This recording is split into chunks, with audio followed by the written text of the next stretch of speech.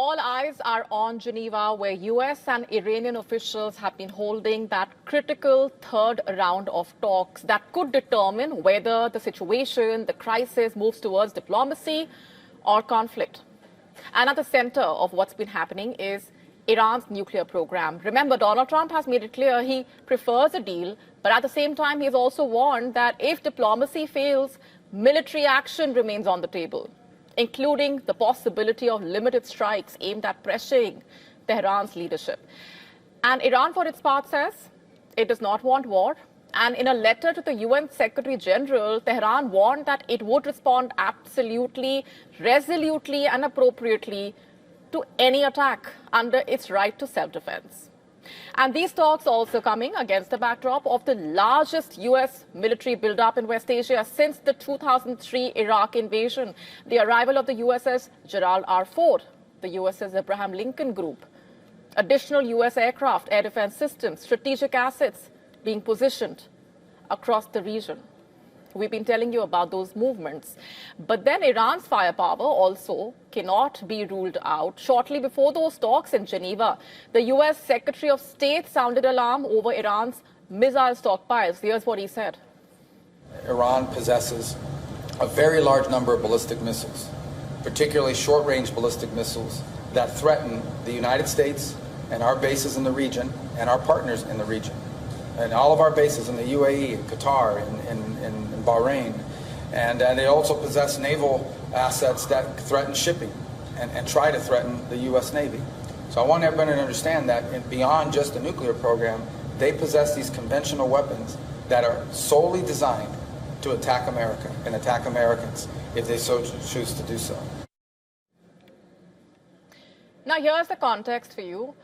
That warning from Marco Rubio coming just a day after Donald Trump also mentioned that he fears that Iran's long-range missiles can reach the United States. We told you about what he said.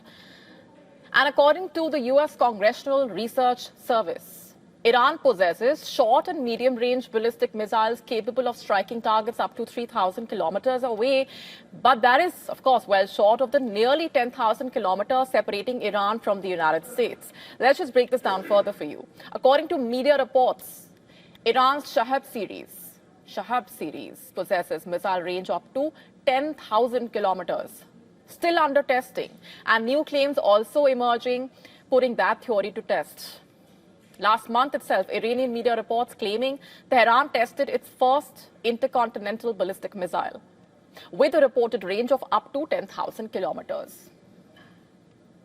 Adding a whole new dimension to the high-stakes standoff also is China.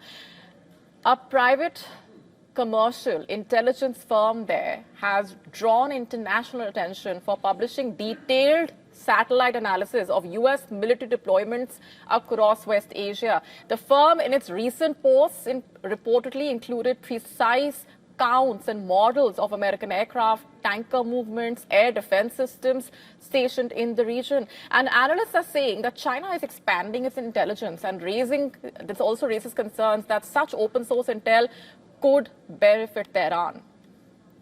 In recent years, in fact, the firm has also released satellite imagery related to Chinese naval movements, including deployments involving the Chinese aircraft carrier Shandong during the tensions in the South China Sea. The way things stand right now, the stakes could not be higher. Diplomatic efforts continue behind closed doors while military assets are in motion. The United States is pouring billions into one mission, spying on China. The Pentagon has reportedly allocated an additional $12.6 billion specifically to sharpen America's surveillance of China's military maneuvers, submarines, and satellites. And this is not just routine spending. According to a Bloomberg report, these funds were cleared by the U.S. Congress outside the normal budget cycle, fast-tracking intelligence upgrades aimed squarely at Beijing's expanding military footprint in the Indo-Pacific. Let's just break this down for you. And where is the money really going?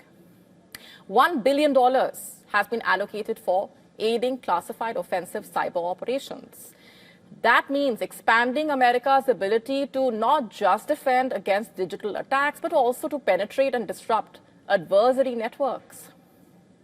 Another $1 billion will be supporting the U.S. Space Force's operation of Boeing's highly secretive orbital test vehicle. While details of the spacecraft remain largely classified, but the funding signaling surveillance and strategic advantage in space.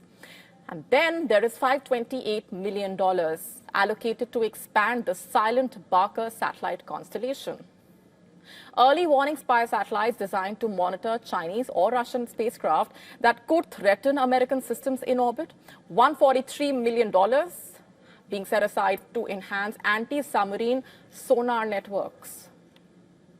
Under the integrated undersea surveillance systems, these seabed sensors provide continuous tracking of enemy submarines, what could be deemed as a critical capability, especially as China rapidly modernizes its naval fleet. All of this funding forming part of a broader $152 billion allocation approved in last year's massive tax and spending package.